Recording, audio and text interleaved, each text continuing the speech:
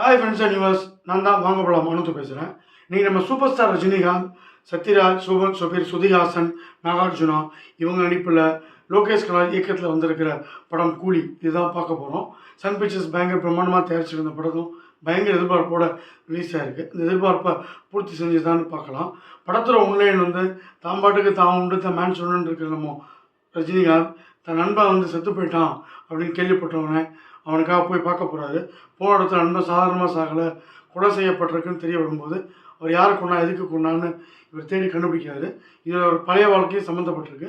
இந்த முடிச்சுக்கெல்லாம் அங்கங்கே ட்விஸ்டோடையும் சில நேரம் கொஞ்சம் ஒஸ்ட்டாகவும் சொல்லியிருக்காரு லோகேஷ் கனகராஜ். ரஜினி அந்த படத்துக்குலாம் இவர் தான் ப்ளஸ்ஸு அப்படிலாம் சொல்ல வேணாம். பட் இந்த ஏஜில் இப்படி ஒரு ஃபைட்டு இந்த மாதிரி ஒரு ஸ்டைலு சான்ஸே இல்லை. ஸ்க்ரீன் ப்ரெசன்ஸ்லாம் என்ன, ஒரு ஸ்க்ரீன் கரிஸ்மா என்னன்றதை பார்க்க முடியுது. ஏன்னா சின்ன வயசு 2K கிட்ஸ்லேருந்து 90s 80s 70s எல்லாமே அவர் வரும்போது அவ்வளோ ரசிக்கிறாங்க. படம் வழக்கம் போல் ஒரு வில்லன் பாயிண்ட் ஆஃப் வியூ, அதாவது சோபின்லேருந்து ஆரம்பிக்குது. மனுஷன் கிடைக்கிறக்காப்புல தமிழுக்கு ஒரு நல்ல என்ட்ரி.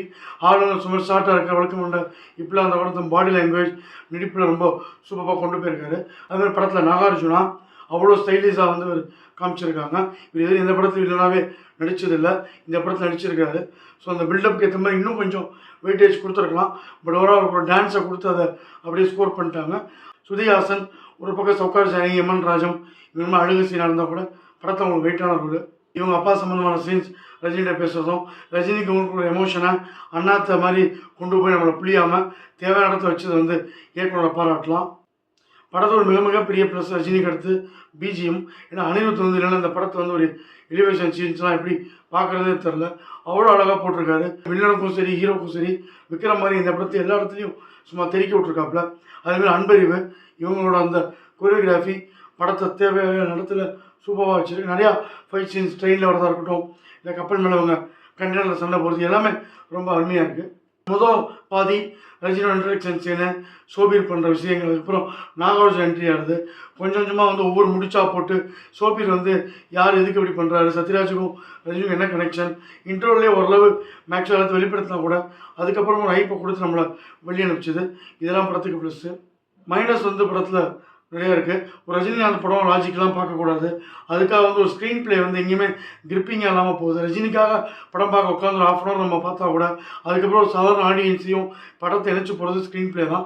ட்விஸ்ட்டுன்ற பேர் அங்கங்கே வச்சா கூட ட்விஸ்ட்டுக்கு மேலே ட்விஸ்ட்டு வச்சு கிடச்சி நம்மளை ஒரு ஒஸ்டான சுச்சுவேஷனுக்கு கொண்டு போய் விட்டுறாரு லோகேஷ் கனகராஜ்.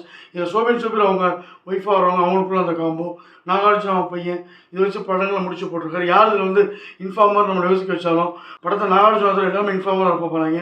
அவ்வளோ கொலை நடக்குது, அவ்வளோ பேர் போகிறாங்க. கிட்டத்தட்ட ஒரு 1000 கொலை நடந்திருக்கும். இதில் ஜப்பான்கார அமெரிக்காக்காரன் என்னமோ கண்டுபிடிக்கிறான். நம்ம சத்யராஜ் என்னன்னா செத்ததுக்கப்புறம் அதை பஸ்பமாக்குற அந்த மரண சேரை கண்டுபிடிக்கிறாப்புல. இது ஒரு கண்டுபிடிப்பு நாகார்ஜுனா கூட்டு போகிறாப்புல. இதெல்லாம் எந்த ஒரு நடக்காத ஒரு லாஜிக்கலாக விஷயமா இருக்குது.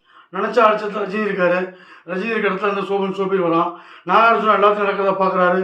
பையன் யாரோட இருக்கான்னு தெரியுது, பையனுக்கு அது ஆபத்துன்னு தெரியுது. எல்லாத்தையும் தெரிஞ்சாலும் பையனை வீடியோ காலில் கொள்வது ஏதோ சீரியல் பார்க்குற மாதிரி பார்த்துட்டு ஓ அப்படின்னு கத்துறாப்புல. ரஜினி ஒரு ஹீரோ தான், என்ன அடித்தாலும் பதிலுக்கு அடிப்பார், எல்லாம் கரெக்டு தான். அதுக்காக சின்ன ஒரு குண்டூசி குச்சினா நமக்கு வலிக்குது, ரத்தம் வருது. பின்னாடி அவ்வளோ பெரிய கோடாரியால் தமிழ் வெட்டியிருக்காரு. அது கொஞ்சம் கூட அந்த கோடாரிக்கு மதிப்பில்லை, சட்டைக்கு மதிப்பில்லை. அவர் கூட எடுத்து போட்டு அதுக்கப்புறம் ஒரு 1/2 hour ஃபைட் பண்ணிட்டு பஞ்சில் இறக்கலாம் பேசுகிறாப்புல. குறிப்பாக சட்டை கிழிஞ்சது ஒரு இடத்துல வருது, கிளியாமல் ஒரு இடத்துல வருது. லோகேஷ் கனகராஜ் இவ்வளோ பட்ஜெட் எடுக்கிறவங்க கிட்டத்தட்ட 20 AD இருக்கவங்க ஒருத்தரமாக அதை பார்க்கல. நாகார்ஜுனா சாமி எனக்கு மேலே ஒருத்தன் வருவான் அப்படின்னு சொல்லுவாங்க. அமெரிக்காவில் ஏதாவது பண்ணுவார்னு பார்த்தா தீபாவளி குழந்தைகளை துப்பாக்கியை கொடுத்த மாதிரி ஆட்டோஸில் போட்டுட்டு ஈன்னு சிரிச்சு சுட்டுட்டு வராப்புல. இதெல்லாம் ரஜினின்ற ஒருத்தருக்காக நம்ம பொறுத்துட்டு போகிற மாதிரி ஆகிடுது. நாகார்ஜுன கூட எதாவது அமெரிக்கன் பண்ணாமல் போகிறதுக்கு பிஸ்னஸ் ரீசனாக இருக்கலாம். ஆனாலும் ரஜினியோட ஆட்கள் சுட்டு கொண்டாலாவது ஒரு ஆத்ம திருப்தி அடைஞ்சிருப்பார். அதை விட்டுட்டு சும்மா நாகார்ஜுனாலே சுட்டு கொண்டுட்டு ஏதோ கடைசியில் குண்டு தீர்ந்து போச்சுன்னு போய் கத்தி எடுத்துட்டு போகிறாப்புல. அதுலேயும் அமெரிக்கன் அப்பா வரலாம் மிகப்பெரிய காமெடி. படத்துலேயே சுதிஹாசன் பிகினிங்கில் அந்த ரஜினி இவ்வளோ வெறுக்குது, ஏன் ரஜினி கிளைமேக்ஸில் தான் யாருன்னு சொல்லலை, இது மாதிரி பல குழப்பங்கள் கேள்விகள் இருந்தாலும் ஃபர்ஸ்ட் ஆஃப் ரஜினி வராரு, மேன்சன் ஃபைட்டு, அப்புறம் அவர் தேடி போகிறது என்னென்னமோன்ற மாதிரி ஒரு பிஜிஎம் வச்சு நம்ம அப்படியே கட்டிப்பட்டு கொண்டு போயிடுறாங்க. பட் இன்ட்ரோலுக்கு அப்புறம் அந்த ஒரு ஃப்ளாஷ்பேக் படத்தில் எங்கேயாவது இடத்துல முக்கியமான இடத்துல வந்திருக்கணும். அது it's too late too little.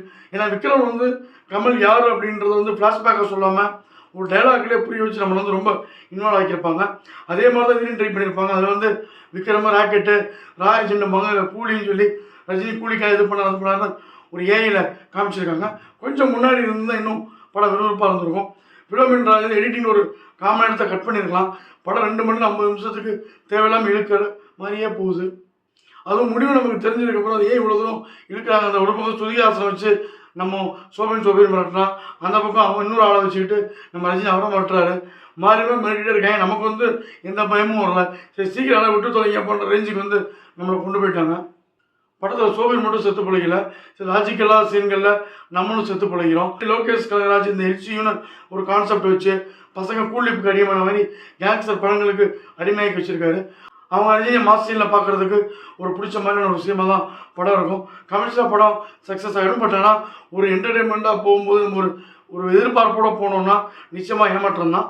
ரஜினின்ற ஒருத்தருக்காக படத்தை வந்து பார்க்கலாம். பட் இன்டர்வலுக்கு அப்புறம் நல்லா பண்ணியிருந்தா கூலி வந்து சூப்பராக பயங்கர ஜாலியாக இருந்திருக்கும். பல இடங்கள் லாஜிக் மிஸ்டேக்காக இருக்கிறதுனால டிரைவருக்கு மேல்மாடி காலியோன்ற அளவுக்கு தான் இந்த கூலி இருக்குது.